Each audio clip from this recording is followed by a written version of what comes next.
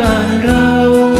โอ้โอ้ภาคใต้บ้านเราแม่น้ำภูเขาทะเลกว้างไกลอย่าไปไหนกลับใต้บ้านเราอย่าไปไหนกลับใต้บ้านเรา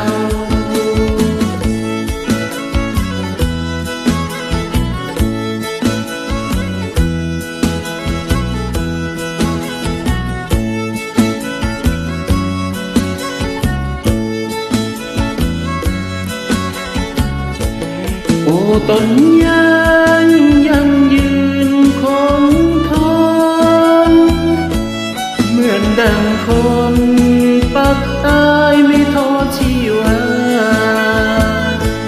โอ้แม่น้ำตาปียังไหล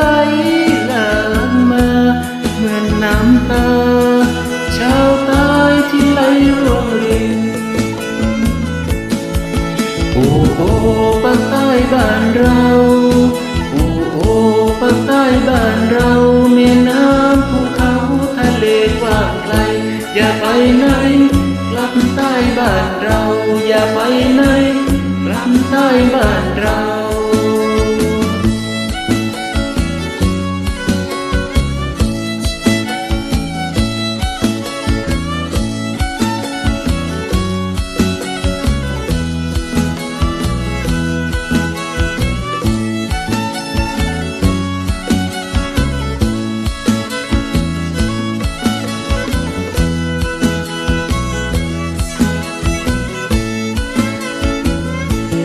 ค่ำคืนนี้ยินเสียงกลองโนราเสียงนางลุงแววมาถ้าว่าไม่พอจะกินกลิ่นยางปะตานทำงานอยู่เป็นอาจินแต่ว่าไม่พอกินนี่สินนี่รุ่งตรงหน้าโอ้หนุ่มสาวพวกเจ้าไปอยู่ที่ไหนรู้ไหมเมืองใต้ข้างคนจะคอยดูแลเมืองใต้วันนี้ยังมีแต่พ่อและแม่กลับมาช่วยดูแลภาคใต้บ้านเราโอ้โอ้ภาคใต้บ้านเรา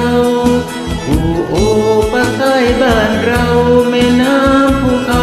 ทะเลกว้างไกลอย่าไปไหนกลับใต้บ้านเราอย่าไปไหนกลับใต้บ้านเราโอ้โอ้ภาคใต้บ้านเราโอ้โอ้ภาคใต้บ้านเราแม่น้ำภูเขาทะเลกว้างไกลอย่าไปไหน